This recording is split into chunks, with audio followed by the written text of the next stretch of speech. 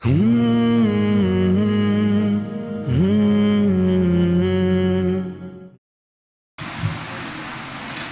बिल्लाहि मिनश शैतानिर रजीम। बिस्मिल्लाहिर्रहमानिर रहीम। शुरू करता हूँ मैं नाम से उस खालिक़ कायनात के जो रहमान है, रहीम है, करीम है, निहायत रहम वाला है, करम वाला है।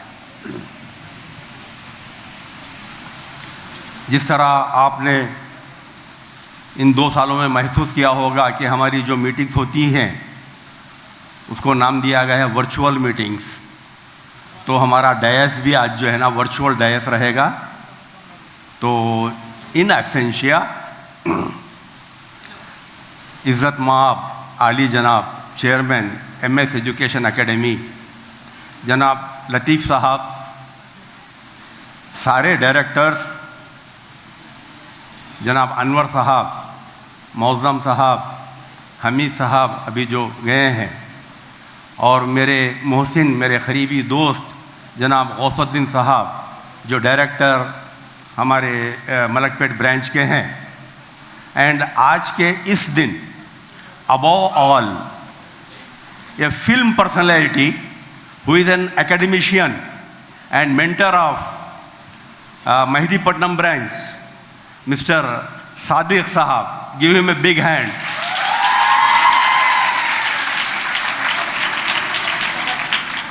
और जितने भी MS के लोग हैं, चाहे वो टॉप रैंक के हों या सबसे नीचे रैंक के हों, सब मेरे लिए बराबर हैं, क्योंकि मैं MS का हूं और MS मेरा है। तो उन सब के लिए जो है ना मैं शुक्रिया अदा करता हूं। और इन सब से हटकर डियर पेरेंट्स, स्टूडेंट्स, फैकल्टीज़, मेरे बेटों और मेरी बेटियों, आप सबकी खिदमत में अब्दुर्रा वारिफ तहे दिल से सलाम अर्ज़ करता है। अस्सलामु अलैकुम व रहमतुल्लाहि व बरकातुहू।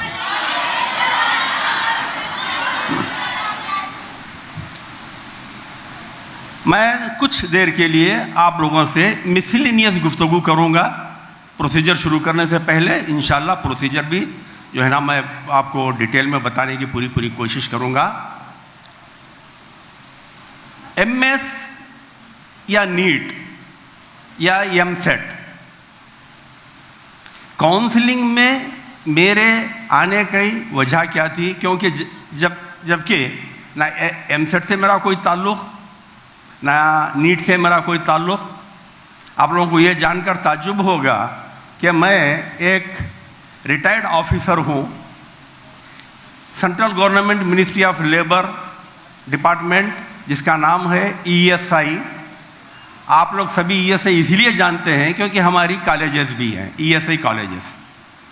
मैं वहाँ का रिटायर्ड ऑफिसर हूँ। पूरे 14 ज़िलों का इंचार्ज था, तेलंगाना और रायलसीमा का।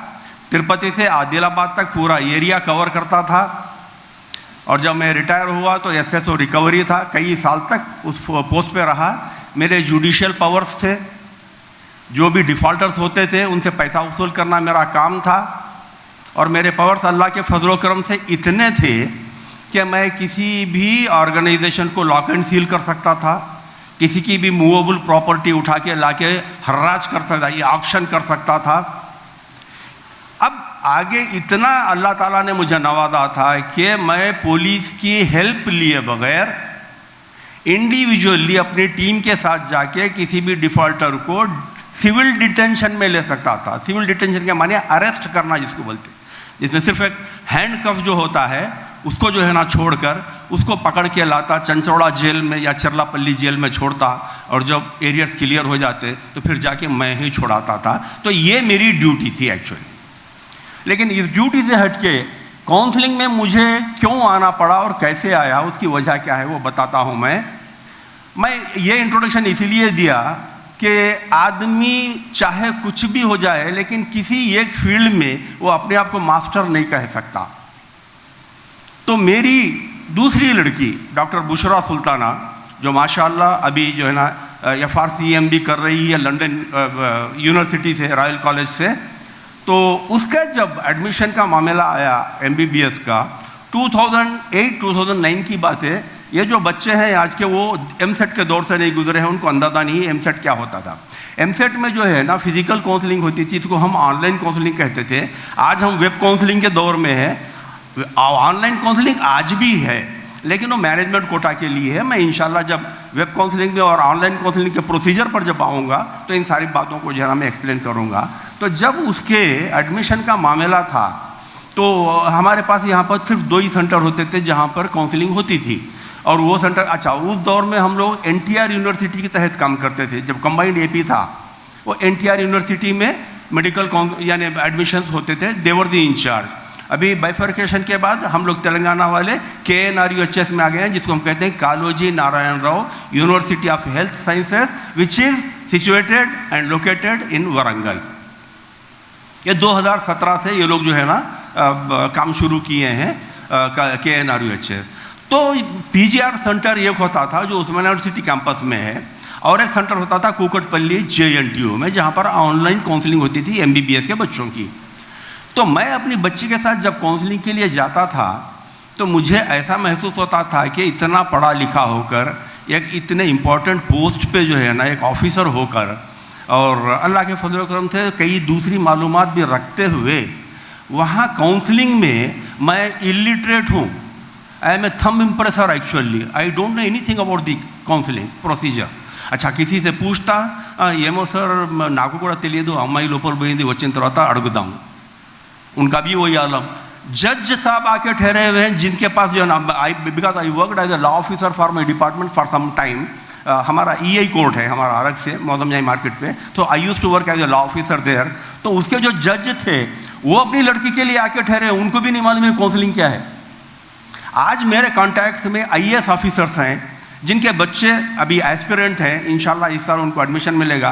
वो मुझे कांटेक्ट करते हैं कि साहब ये प्रोसीजर कैसा होता है। तो ये एक टेक्निकल सब्जेक्ट है अलग बिल्कुल। तो मैं जब ये महसूस किया कि ये एक बहुत ही अजीब किस्म का सब्जेक्ट है जो हर कॉमन आदमी के बस का रोग नहीं है, और जो तकलीफ़ से मैं गुजर रहा हूँ। अच्छा रात भर मैं अपनी लड़की के लिए जागता था, जाग के ये यानी अपने आप में ये महसूस करता था कि भाई आखिर काउंसलिंग है क्या, मेरी बच्ची का होगा क्या, इसको एडमिशन मिलेगा या नहीं मिलेगा। तो ये सारे प्रॉब्लम जो है ना जहन में होते थे, रात भर जागता था। तो वो जो इस्तराबी कैफियत से मैं, जहनी जो कैफियत थी मेरी जिससे गुजरा, तो मैंने एक एम बना लिया कि अब मुझे इसमें डीप स्टडी करना है। और उसके लिए डिपार्टमेंट से रिक्वेस्ट करके मैं हैदराबाद से विजयवाड़ा ट्रांसफ़र लिया as a manager, lower post में एज ए मैनेजर ट्रांसफ़र लिया। Leaving aside all my perks, मेरा HRA नहीं मिलता था, मेरा सिटी अलाउंस नहीं मिलता था, सारी चीज़ें कोई प्रॉब्लम नहीं है। लेकिन मुझे मैं एक जहन बना लिया था कि मुझे जो है ना अब ये इस बारे में मेडिकल एडमिशन के बारे में पूरी डीप मालूमात करना है। और जो कैफियत से मैं गुजर रहा हूँ, मेरे आने वाले जो भाई हैं, उनके जो बच्चे हैं, जो नई नस्लें हैं, वो लोग यानी ये इस तरह भी कैफियत से नहीं गुजरे। तो मैं यहाँ से ट्रांसफ़र लेके विजयवाड़ा गया, वहाँ पर 1.5 साल रहा अपने डिपार्टमेंट का मैनेजर बन के। और जब भी मेरा लीजर वक्त होता था, because I was having the powers to enter into any organization, मैं कि NTRUHS में जाता था, वहाँ के लोगों से मिलता था, और प्रोसीजर क्या होता है, काउंसलिंग क्या होती है, ऑनलाइन काउंसलिंग क्या है, वेब काउंसलिंग क्या है, ये सारी चीज़ें जो है ना, यानी माइनॉरिटी कॉलेज क्या होते हैं, माइनॉरिटी में क्या परसेंटेज होता है, मुस्लिम माइनॉरिटी का कितना परसेंटेज है, नॉन माइनॉरिटी का कितना है, गवर्नमेंट कॉलेज का, ये सारी चीज़ें जो है ना, each and everything I use to discuss with the superintendents, I use to gather the knowledge. और अल्लाह के फजल करम से वो जो मेहनत मैंने की, वो मेहनत आज काम आ रही है, जो मैं आप लोगों के सामने खड़े के अपने ख्यालात का इजहार करने के काबिल बना। ये अल्लाह ताला का करम है। तो इसके बाद मैं उस ज़माने मुस्लिम माइनॉरिटी लिस्ट बनाता था। माइनॉरिटी लिस्ट कहते हैं आप, तो आज भी लोग पूछते हैं माइनॉरिटी। आज माइनॉरिटी लिस्ट आप लोगों को बनाने की ज़रूरत नहीं है, KNRUHS खुद आपको जो है ना प्रोवाइड करता है। माइनॉरिटी लिस्ट हम किस लिए बनाते हैं, मैं ये सब मिसलिनियस बातें कर रहा हूँ आपको, क्या ताकि जो है ना आप लोगों को यानी प्रोसीजर से पहले जो हमारे को जिन दौर से गुजरना पड़ता है वो चीज़ें मालूम हो जाए। तो माइनॉरिटी स्टेटस हम इसीलिए मालूम करते हैं कि तेलंगाना के बच्चे, यकीन जानिए मैं यानी जितनी भी मुबारकबाद दूँ मुस्लिम कैंडिडेट्स को तेलंगाना के बहुत कम है। उसकी वजह ये है कि ये एक ऐसा स्टेट है जहाँ पर 4 मुस्लिम माइनॉरिटी कॉलेजेस हैं, जहाँ पर BCE का 4% एक्सक्लूसिवली रिजर्वेशन फॉर मुस्लिम्स है।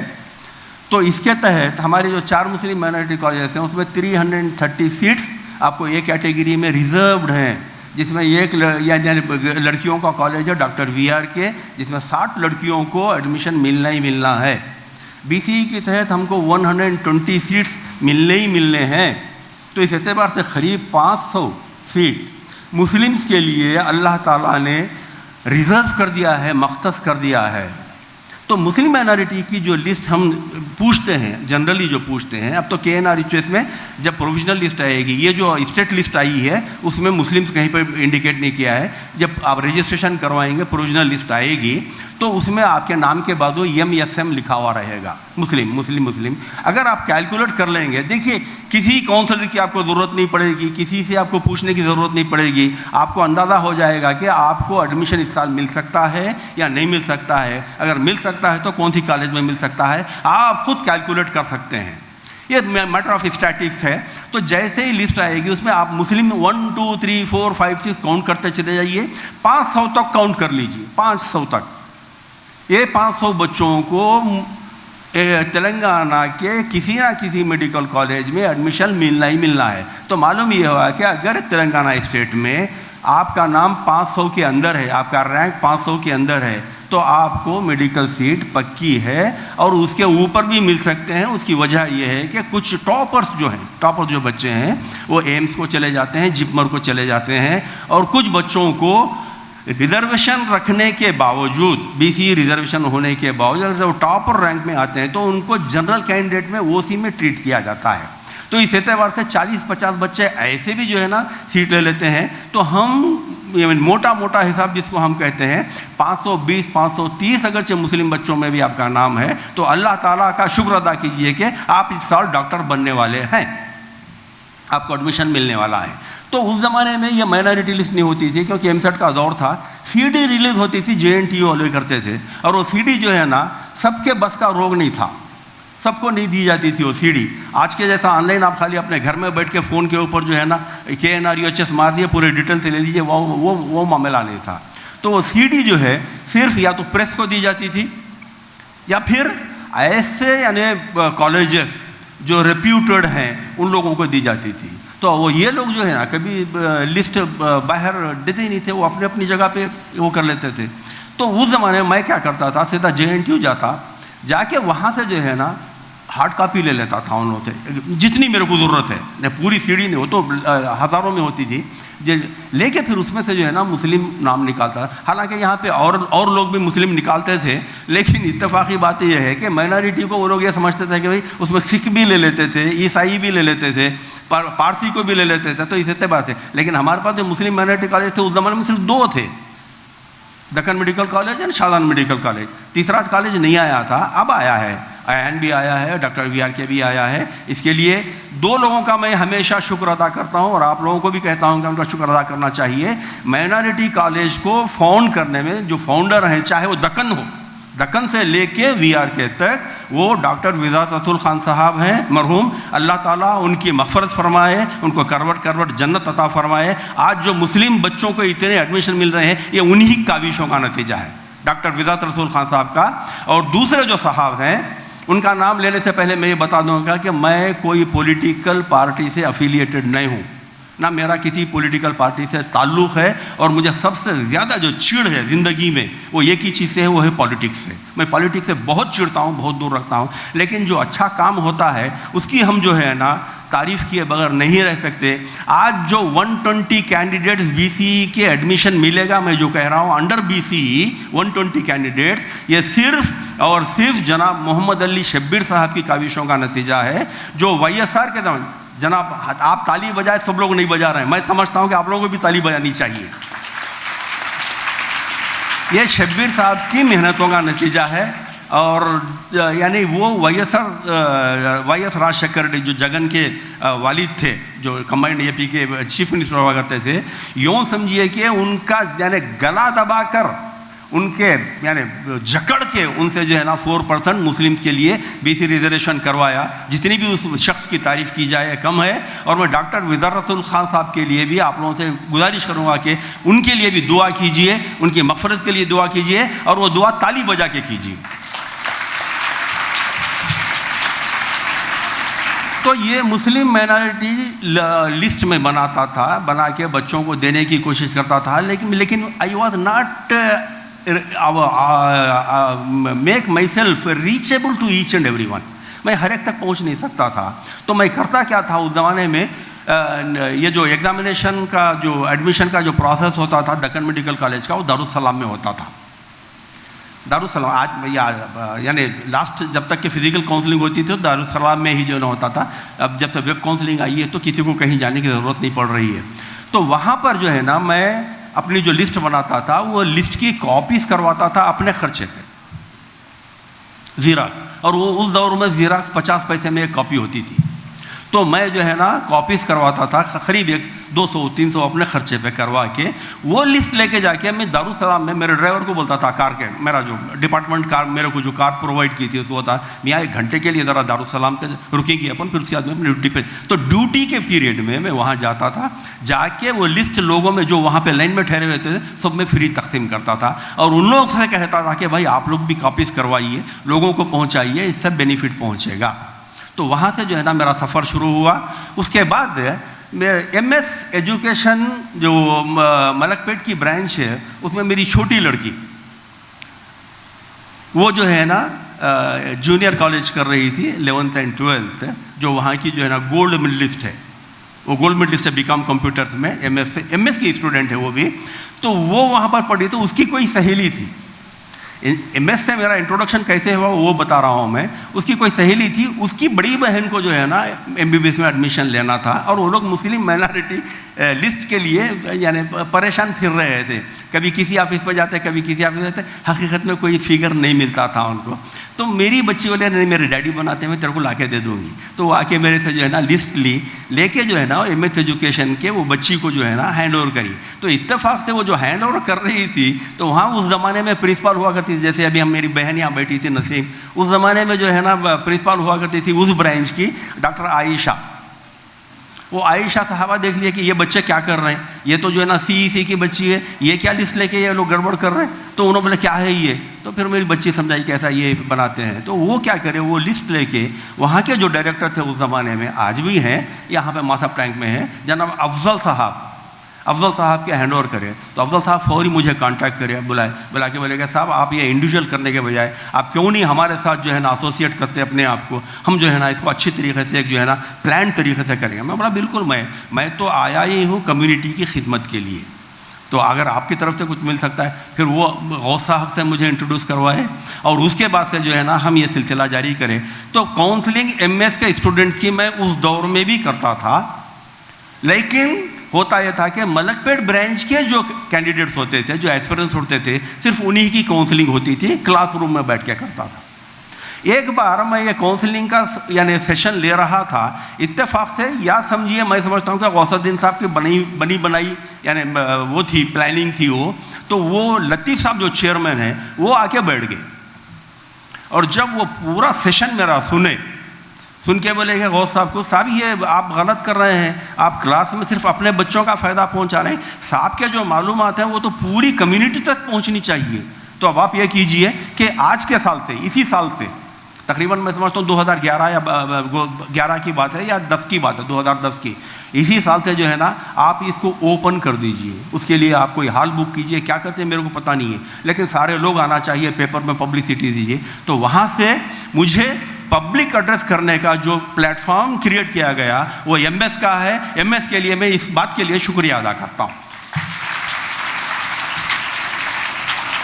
और फिर वहाँ से मैं एक बात कहूँगा कि मैं अकेला ही चला जानिब मंजिल था मगर, मैं अकेला ही चला जानिब मंजिल था मगर, लोग आते गए और कारवां बनता ही गया।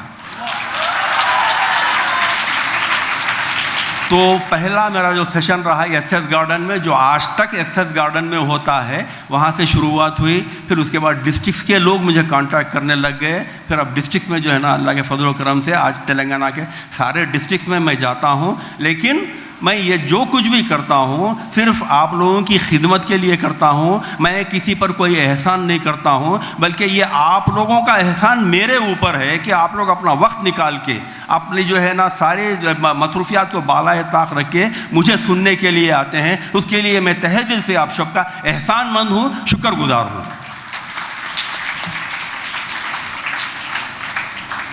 So once again I thank the entire staff, right from top to bottom of MS Education Academy, and all the persons who are present here, my children, my brothers, my sisters, everyone. I take this opportunity to convey my heartiest thanks for you all for giving your time for this seminar. Now I will shift over to the procedure. तो मैं यहाँ से procedure के लिए चलूँगा, क्योंकि वक्त ज़्यादा हो चुका है। बहुत ज़्यादा जो है ना वक्त ख़राब करना भी मुनासिब नहीं है। और मैं आज ये चाहूँगा कि प्रोसीजर को थोड़ा सा जो है कंडेंस करता हुआ चलूँगा।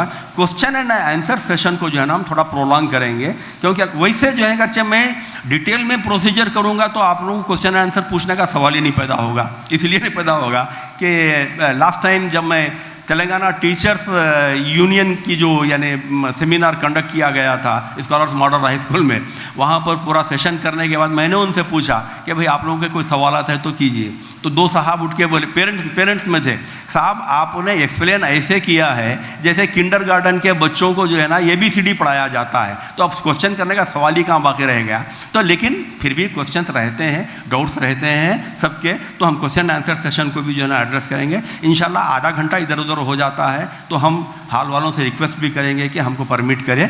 तो मैं अब चलता हूँ प्रोसीजर की तरफ। प्रोसीजर के लिए मैंने साहब से रिक्वेस्ट किया था कि यहाँ पर जो है ना एक बोर्ड का इंतज़ाम करें, ताकि थोड़ा सा आप तक पूरा नहीं भी पहुँचे तो थोड़ा जो है ना आपकी maximum I will try to address you through microphone only, but on mic only, but sometimes it is needed to present in the form of अभी तो क्योंकि पावर प्रेजेंटेशन मेरा बना हुआ नहीं है तो इसीलिए जो है ना बोर्ड पे आपको बताऊंगा। तो मैं वहाँ पे आज चलता हूँ आप लोगों की। और फिर एक बार ख़ास तौर से हमारा मीडिया है, हमारे जितने भी यहाँ पर इंतज़ामात किए हैं उन सब का मैं शुक्रिया अदा करता हूँ। और इंशाल्लाह अब हम प्रोसीजर की तरफ आते हैं।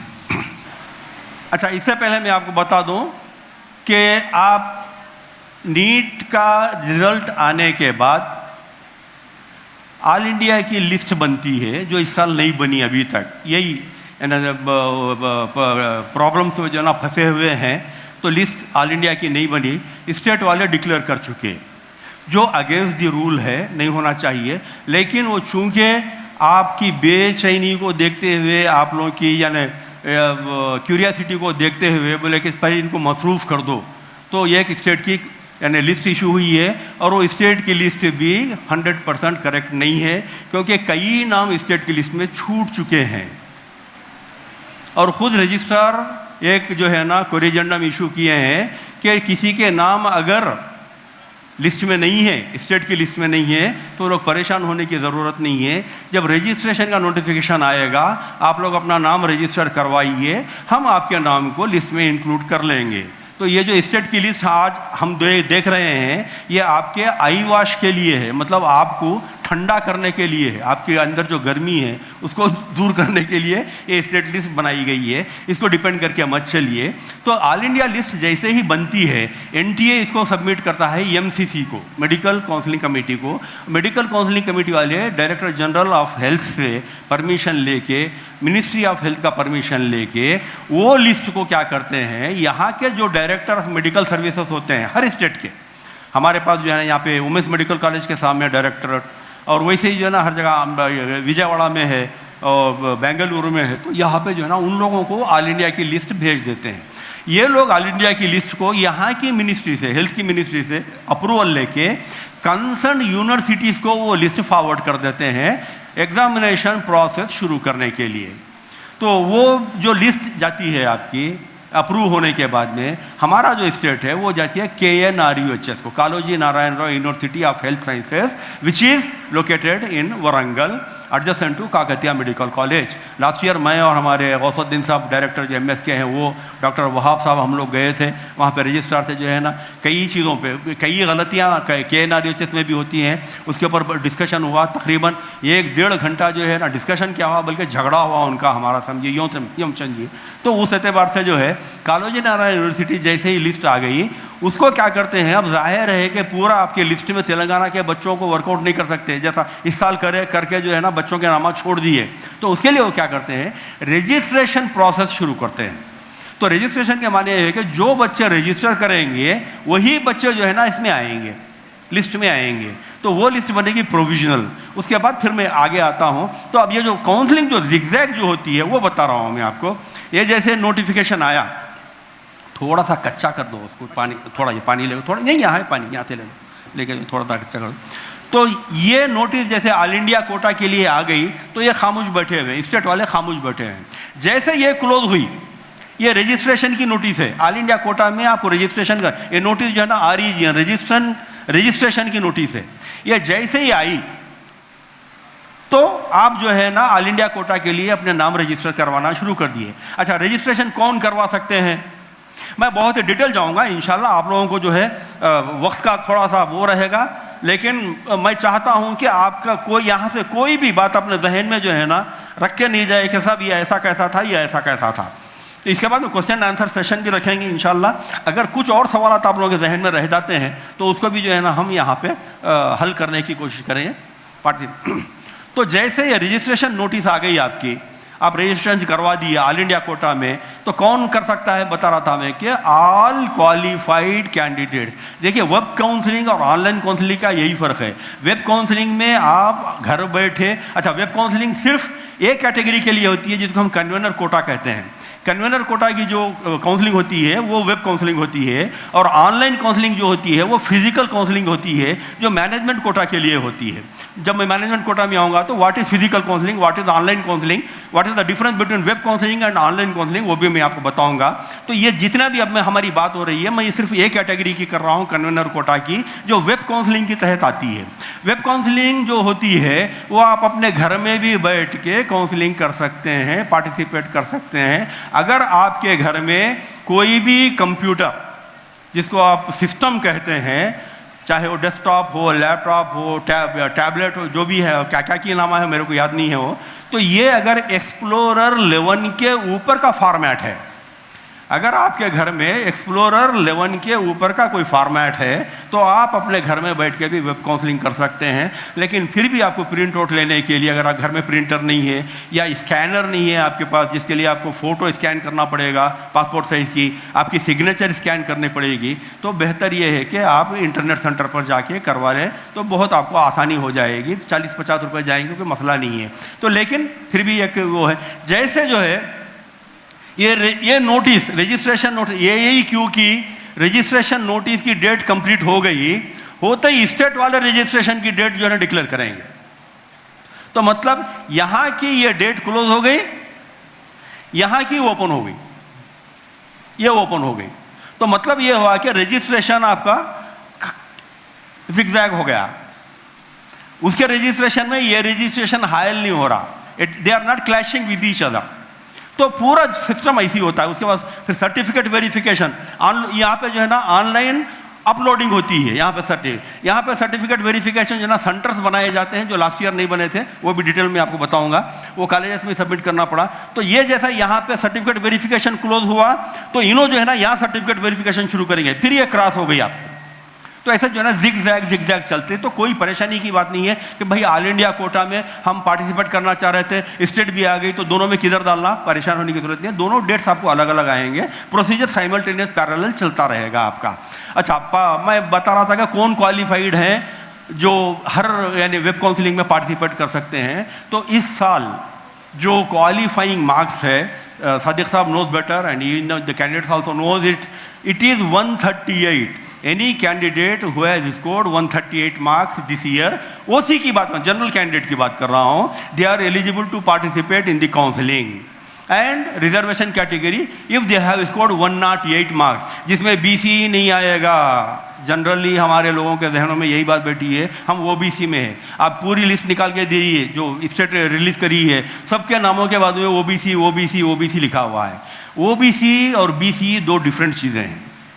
ओबीसी वो है जो सेंट्रल गवर्नमेंट नोटिफाइड जो बैकवर्ड क्लास के जो यानी कैटेगरीज हैं, वही ओबीसी में आते हैं, जो अदर बैकवर्ड क्लास कहलाया जाता है। BC is applicable only for 2 states, that is Telangana and Andhra. Prior to bifurcation, it was applicable only for one state, that was Andhra Pradesh. तो ये 4% जो है exclusively only for Muslims in Telangana and AP. बाजू आप बीदर में या गुलबर्गा में जाएंगे, आपकी बीसी की कोई वैल्यू नहीं है। तो बीसी एक्चुअली एक कैस्ट नहीं है, बीसी कैस्ट नहीं है, it is economically backward class. Economically backward कोई भी हो सकता है, कैस्ट नहीं होती है। उसमें से कई क्या यानी उसको निकाल, सैयद को निकाल दिया गया, खान को निकाल दिया गया, पठान को निकाल दिया गया, शिया को निकाल दिया गया, रोहिल है, अफगान, ये सारी चीज़ें जो है ना निकाल दी गई हैं। तो शेख जो आते हैं जनरली 90% जो शेख लोग जो हैं वो बीसी में आते हैं। तो बीसी के जो कैंडिडेट्स हैं वो अपने आप को ओबीसी नहीं समझे।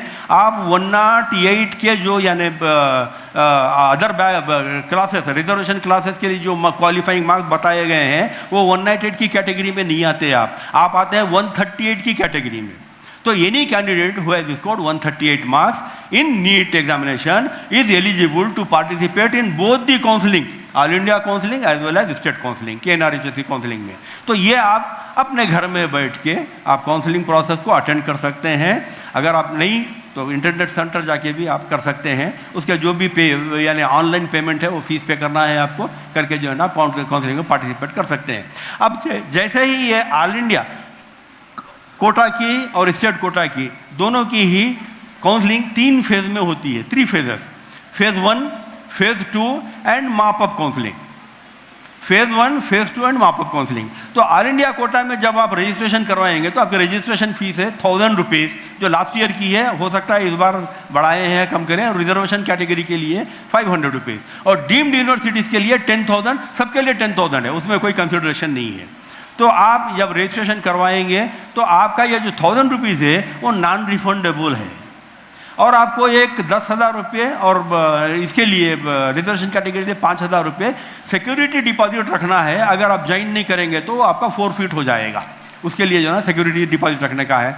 तो ये अब जब आप पार्टिसिपेट करेंगे 1000 रुपये पेमेंट करके, अगर फर्स्ट फेज में आप रिपोर्ट नहीं करते हैं, आपको कॉलेज अलॉट हुआ, तो आपकी नॉन रिफंडेबल फीस को छोड़कर जो सिक्योरिटी डिपॉजिट आप रखे थे वो आपको वापस मिल जाएगी। जिस अकाउंट से आपने पेमेंट किया था उस अकाउंट में वो पैसा डिपॉजिट हो जाएगा। टाइम लगेगा आने के लिए, क्योंकि दिल्ली से हैदराबाद आने के लिए बहुत टाइम लगता।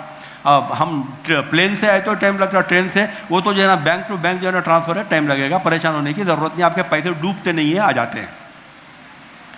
सेकंड फेज में आपको अगर सीट अलॉट हुई, आप कॉलेज में जाके अपने सर्टिफिकेट्स वगैरह डिपॉजिट कर दिए, मगर इस बीच में आपको स्टेट की काउंसलिंग में सीट आ गई, आप वहाँ से विड्रॉ करना चाहते हैं, तो फिर आप वो जो पैसे दिए थे 10,000 रुपये वो आपके फोरफिट हो जाएंगे। मतलब पूरे 11,000 रुपये आपके चले जाएंगे, पूरे 11,000 रुपये आपको वापस नहीं आएंगे। तो ये सेकंड काउंसलिंग के बाद माप अप काउंसलिंग में तो जो है ना आप पार्टिसिपेट इसलिए नहीं कर सकते because you have not reported in second counselling. Second counselling के बाद होता ये है जनरली हमारे जो स्टेट कोटे से 15% जो सीट्स लिए गए थे, ये काउंसलिंग में सिर्फ मेरिटोरियस कैंडिडेट्स को ही सीट मिलती है। जो टॉपर्स हैं ऑल इंडिया, भाई एम्स में कौन जाएगा, जिपमर में कौन जाएगा, 450 मार्क्स 460 मार्क्स जो बच्चा लाया क्या उसको एम्स में मिलेगा, उसको जिपमर में मिलेगा? तो नहीं मिलेगा। तो टॉपर्स जो होते हैं उन लोगों के होते हैं, और ये भी 15% में भी जो टॉपर्स होते हैं स्टेट के, वो बच्चों को एडमिशन दिया जाता है। अब जाहिर है कि एक टॉपर है हमारे पास का जो एम्स यानी जिपमर को छोड़ के जो नीचे आया, मतलब मिसाल के तौर पे 720 का वो कोई लड़का है, मृणाल कुटेरी कुछ ऐसा नाम है, वो तो एम्स में चले जाएंगे वो लोग। उसके बाद के जो हैं 620 वाले हैं या 600 वाले हैं, तो वो जो है हैदराबाद में उनको जबकि गांधी में या उस्मानिया में मिल सकती है सीट, तो वो यहाँ छोड़ के जो है ना बिहार पटना के लिए क्यों जाएगा, फरीदाबाद हरियाणा के लिए क्यों जाएगा, या चेन्नई में जो है ना मेडिकल कॉलेज गवर्नमेंट क्यों ज्वाइन करेगा, वो अपने ही स्टेट में एडजस्ट हो जाता है। तो इस एतबार से हमारी जो 15% जो ऑल इंडिया कोटा के लिए सीट जाती हैं वो पूरी की पूरी 99% 99% जो है हमको वापस आ जाती हैं। तो अब हम ये पकड़ के चले हैं कि स्टेट में हमारी जितनी भी सीट्स हैं 5149 सीट्स हैं हमारी, वो सबके सब के लिए हम यानी ये कैटेगरी बी कैटेगरी मिला के बोल रहा हूँ मैं, हमारे 3700 कैटेगरी के लिए है। तो ये कैटेगरी में हमारे जो है ना सीट्स हैं एज इट इज़ हमारे पूरे हैं, समझिए हम उसी को पकड़ के चलते हैं, हमारे एडमिशन्स होने वाले हैं। तो ऑल इंडिया कोटा से जैसे सीट्स रिवोट हो गए हमारे प्रोसेस में, अब हम आते हैं KNRUHS के प्रोसेस की तरफ। KNRUHS में हमारा प्रोसेस कहाँ से शुरू होता है, आपको एप्लीकेशन रजिस्ट्रेशन कैसे करवाना है, एप्लीकेशन सबमिट कैसे करना है, मैं उसकी तरफ आ रहा हूँ। आधार card till last year it was a compulsory document, but as per the verdict of Supreme Court 2020 का जो सुप्रीम कोर्ट का वर्डिक्ट है उसमें सुप्रीम कोर्ट कहता है कि Aadhaar card is not a mandatory document for education purpose, for opening a bank account और for purchasing a SIM card for your mobile. तो आधार कार्ड आपको मैंडेटरी नहीं है, लेकिन मैं समझता हूं कि कोई कैंडिडेट ऐसा नहीं है जिसके पास आधार कार्ड नहीं है। रख लीजिए, बेहतर है, किरकिरी से बच जाते। वरना वो SSC फेल जो बैठे रहेगा वो बोलेगा नहीं आधार कार्ड होना मेरे को, आप बोलेंगे नहीं वो सुप्रीम कोर्ट का जजमेंट है मेरे को जरूरत नहीं है, उन्होंने बोलता जजमेंट की कॉपी ला के दो, गैर जरूरी के किरकिरियाँ, क्योंकि पूरे SSC फेल को बिठा दिए कॉलेज वाले। वो मैं बताया ना आपको, ओरिजिनल सर्टिफिकेट को ऐसा लेके देख रहा हूँ, उसको यही नहीं मालूम है कि ओरिजिनल सर्टिफिकेट क्या होता है। लेकिन इस साल नहीं होगा इंशाल्लाह, अल्लाह चाहा तो सेंटर्स खोलेंगे सर्टिफिकेट वेरिफिकेशन के, वहाँ आपको प्रॉब्लम नहीं आएगा। तो इसके बाद जो है ना आपको एक मुस्लिम माइनॉरिटी सर्टिफिकेट भी आपको प्रोड्यूस करना है। ये मुस्लिम माइनॉरिटी सर्टिफिकेट आपको वहाँ से लेना है जहाँ से आपने 10th क्लास पास किया। स्कूल जो 10th पास किए वहाँ के प्रिंसिपल से आप मुस्लिम माइनॉरिटी सर्टिफिकेट लीजिए। इसका फॉर्मेट है, अगर किसी के पास फॉर्मेट नहीं है तो 3 लाइन का मैटर है। कॉलेज का जो स्कूल का जो है ना हेडमास्टर या हेडमिस्ट्रेस जो भी होंगे वो लिख के दे देंगे कि सर्टिफाइड, उनके लेटर हेड पे लिखेंगे सर्टिफाइड दैट मास्टर और miss so and so, daughter of or son of so and so, studied in this school or institution from so and so class to so and so class, from so and so year to so and so year, and they belong to Muslim minority community. ये आप letter head पे print यानी type करवा लेंगे। उसके बाद में उन्होंने जहाँ साइन करेंगे हेड मिस्ट्रेस या हेड मास्टर, उनका जो है रबर स्टैम्प डिजिग्नेशन का लगवा लेना। रबर स्टैम्प मस्ट है उनका डिजिग्नेशन का, और नीचे स्कूल की राउंड सील भी लगवा लेना। ये इसीलिए ज़रूरी है कि लेटर हेड मैं भी प्रिंट करवा सकता हूँ। छत्ता बाजार में जाके 10 रुपये दिया तो उन्हें एक लेटर हेड बना के देता। MS intellectual high school Malakpet बोल के लिख के देता। मैं कुछ भी लिख ले सकता हूँ, उस पर वैलिड है वो नहीं है। तो इसीलिए रबर स्टैम्प का होना ज़रूरी है। डिजिग्नेशन का रबर स्टैम्प भी लगाना है, स्कूल की जो राउंड सील होती है वो भी लगवाना ज़रूरी है। तो ये माइनॉरिटी सर्टिफिकेट आप 10th क्लास जहाँ पढ़े हैं वहाँ पे लिए। कोई बच्चे बोल रहे हैं कि साहब हमारे पुराने स्कूल हम बंद हो गए थे, वहाँ पे नहीं निकाल सकते, तो आप जो कॉलेज में 12th किए हैं वहाँ से ले लीजिए। आपको सिर्फ माइनॉरिटी स्टेटस प्रूफ करना है, उसके लिए कंडीशन नहीं है कि 10th वाला ही दे, 12th वाला भी दे सकता है। तो आप 12th कॉलेज का पढ़े हैं वहाँ से ले लीजिए। उसके बाद आपको जो है ना जो नॉन लोकल कैंडिडेट्स हैं उनके लिए मैं बता चुका कि 10 ईयर्स का रेसिडेंस सर्टिफिकेट इधर ऑफ द पेरेंट का चाहिए, फादर का या मदर का, वो आपको साथ रखना है। और उसके बाद में जो है ना इनकम सर्टिफिकेट, इनकम सर्टिफिकेट के पीछे सब बच्चे भागने की ज़रूरत नहीं है। इनकम सर्टिफिकेट सिर्फ उन्हीं बच्चों के लिए एप्लीकेबल है जो फी रीएम्बर्समेंट लेना चाहते हैं और जिनके पास वाइट कार्ड है। और ये इनकम सर्टिफिकेट MRO इशू करता है। रूरल के लिए 1,80,000 इनकम कंडीशन है और अर्बन के लिए 2 lakh per annum parental income की कंडीशन है। जिसकी इनकम पेरेंटल 2 लाख या उससे कम है उनको इनकम सर्टिफिकेट इशू किया जाता है MRO के थ्रू। आप वो इनकम सर्टिफिकेट ले लीजिए अगर आप फी रियम्बर्समेंट लेना चाहते हैं। अगर नहीं लेना चाहते हैं, मैं गवर्नमेंट सर्वेंट हूँ, अगर गवर्नमेंट सर्वेंट प्यून भी है तो उसको फी रियम्बर्समेंट देने वाली नहीं है, तो उसके लिए इनकम सर्टिफिकेट की ज़रूरत नहीं है। उसके बाद होगी गैप सर्टिफिकेट। गैप सर्टिफिकेट का एक बड़ा मसला है, इसको जो है ना मैं प्रोलॉन्ग नहीं करूंगा, आपको शॉर्ट में समझाऊंगा। ये उन कैंडिडेट्स के लिए है जो प्राइवेट अप्रोच हुए हैं, या नीट में, तो प्राइवेट कौन लोग हैं जो लास्ट नीट में किसी वजह से सीट नहीं ले सके। अब ये नीट में जब आप एग्ज़ाम देने गए थे तो आप किसी इंस्टीट्यूशन को ज्वाइन नहीं किए, लॉन्ग टर्म कोचिंग नहीं लिए, और जो है ना घर में ही बैठ के आप तालीम अपने आप प्रिपरेशन करें और प्राइवेट फीस पे करके आप नीट अपीयर हुए और पास कर लिए हैं। ये उन कैंडिडेट के लिए है। इसके लिए कंडीशन ये है कि आपको एक अफिडेविट बनाना पड़ेगा जो नोटराइज्ड होगा, जिसमें आप डिक्लेयर करेंगे कि आप ये जो एग्ज़ाम दिए हैं नीट का वो प्राइवेट कैंडिडेट के हिस्से से दिए हैं, और ये 1 साल का जो मेरा गैप आया है वो गैप में मैं किसी क्रिमिनल एक्टिविटी में इन्वॉल्व नहीं था। वहाँ से वो आप अफिडेविट बनाएंगे, नोटरी करवा लेंगे, वो लेके आप अपने कंसर्न पीएस को जाएंगे, पुलिस स्टेशन को जाएंगे, वहाँ से आप जो है ना ये सबमिट करेंगे तो पुलिस वाले उनके रिकॉर्ड्स वेरीफाई करके आपको पुलिस क्लियरेंस सर्टिफिकेट देंगे। पुलिस क्लियरेंस सर्टिफिकेट में ये लिखा रहा है कि on the basis of the documentary evidence submitted by the applicant he और she was not involve in any criminal activity during this gap period from so and so month और so and so year to so and so year. वो ये दोनों चीज़ें लेके affidavit ले लेंगे, आप पुलिस क्लियरेंस सर्टिफिकेट ले लेंगे, ये लेके आप एमआरओ ऑफिस जाएंगे, वहाँ पे ये सबमिट करेंगे तो उन्होंने जो है ना आपको गैप सर्टिफिकेट इशू करेंगे, you are not involve in criminal activity. तो ये गैप सर्टिफिकेट प्राइवेट कैंडिडेट के लिए है। लेकिन बेहतर ये है कि जो बच्चे कोचिंग सेंटर में प्राइवेट में कोचिंग लिए हों या लॉन्ग टर्म कोचिंग करे हो, वो अपना स्टडी सर्टिफिकेट ले लीजिए। वो स्टडी सर्टिफिकेट इसको फिलअप कर देगा। जिसके पास वो स्टडी सर्टिफिकेट है उनको गैप सर्टिफिकेट की ज़रूरत नहीं पड़ेगी। एक गैप सर्टिफिकेट के बाद में है आपको 2 इम्पॉर्टेंट डॉक्यूमेंट्स है जो नोटिफिकेशन में नहीं आते हैं। अच्छा, वो उस पर जाने से पहले मैं कैटेगरी सर्टिफिकेट के बारे में बात करूंगा। कोई बच्चे एनसीसी में क्लेम करना चाहते हैं तो एनसीसी का सर्टिफिकेट रखिए। कोई बच्चे आर्म्ड पर्सनल के होते हैं तो उनको कैप सर्टिफिकेट रखना, चिल्ड्रन ऑफ आर्म्ड पर्सनल, तो उनके लिए भी सीट्स जो है ना मख्तस है, रिजर्व्ड है। वो लोग उनका यानी वालिद का जो है रिटायरमेंट का है या जो भी है वो सर्टिफिकेट आप आर्मी में जो थे वो प्रूफ रखना पड़ेगा आपको। और तीसरा है physically handicapped candidates. Physically handicap candidates वही हैं जिनकी अर्निंग कैपेसिटी 40% से ज़्यादा गई हुई है। 40% से कम है तो वो फिजिकली हैंडीकैप के रिजर्वेशन में नहीं आते। मिसाल के तौर पे मेरी उंगली ऐसा टेढ़ी है, मेरे को फिजिकली हैंडीकैप का बेनिफिट नहीं मिलेगा क्योंकि मेरी लॉस ऑफ अर्निंग कैपेसिटी जो है ना 40% नहीं है, आँख टेढ़ी है, नहीं मिलेगा। तो इसके लिए जो है ना असेस करने के लिए कुछ इंस्टीट्यूट को KNRUHS जो है ना नॉमिनेट किया है। आपको जाके सर्टिफिकेट वहीं से लेना पड़ेगा। जया भूषण हॉस्पिटल से लिए तो नहीं चलेगा, उस्मानिया हॉस्पिटल से लिए तो नहीं चलेगा। जो नॉमिनेट किया है तो अब जहाँ तक मेरे इल्म में इस साल की बात है वो नागपुर में एक इंस्टीट्यूट है, वहाँ से लाना पड़ेगा।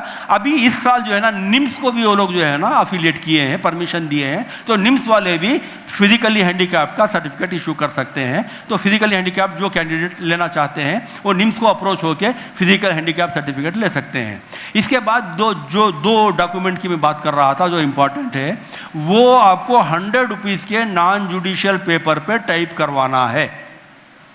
अगर खुदा ना खास्ता वो पीरियड में 100 रुपीज़ के नॉन जुडिशियल पेपर का शॉर्टेज हो जाएगा तो आपको परेशान होने की ज़रूरत नहीं है। 50-50 के 2 पेपर लीजिए, 10-10 के 10 लीजिए, नहीं तो 200 का 1 लीजिए, 500 का 1 लीजिए। ये भी आपको नहीं मिल रही तो परेशानी की बात नहीं है। मौजमजाही मार्केट पे registrar of stamps and judicial papers है, वहाँ जाइए, आप जो है ना फ्रैंकिंग करवा लीजिए 100 रुपीज़ का। उस फ्रैंकिंग पेपर पर आप जो है ना एक देना है अंडरटेकिंग और दूसरा देना है बॉन्ड।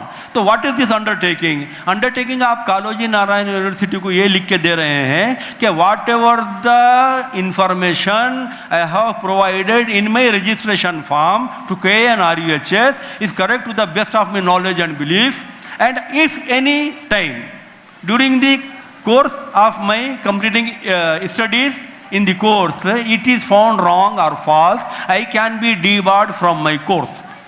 वो उसको आप साइन करेंगे, विटनेस में आपके पेरेंट्स साइन करेंगे। पेरेंट की सिग्नेचर के नाम के नीचे उनका आधार कार्ड होना ज़रूरी है, आपका आधार कार्ड का नंबर होना ज़रूरी नहीं है।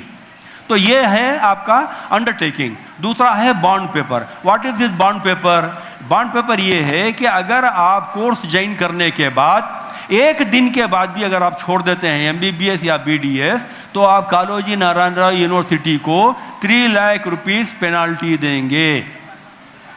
ये 3 लाख रुपीस आप कालोजी नारायण यूनिवर्सिटी को दे रहे हैं, in addition to the entire tuition fee of 5 years plus other additional expenses of the college.